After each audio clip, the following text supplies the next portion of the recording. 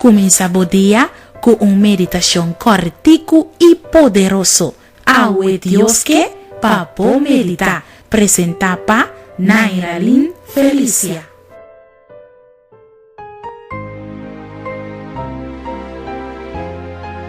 El título para nos meditación de hoy está Dios está estimado.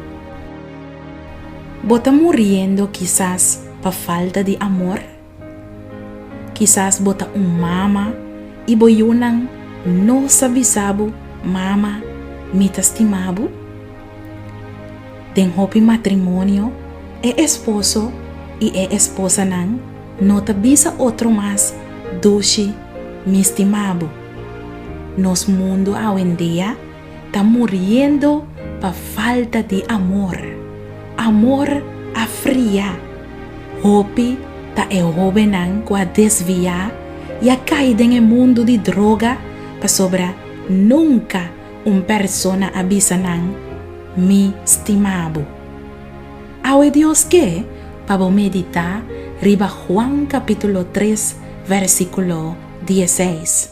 Para sobra Dios estima mundo así na tanto que ela dona suyo unigénito para quien quiere denje no va a perder, mas tem vida eterna.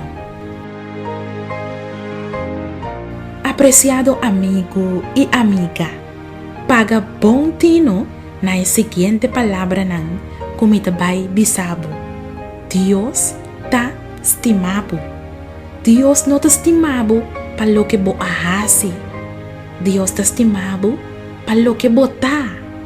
Dios te estimado así na tanto que ela dona su único yo para salvabo fora de essa situação que você está enfrentando agora aqui mês.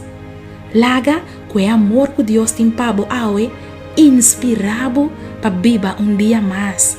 Não olvida, Deus te estimado, entregue-lhe a você, bom coração.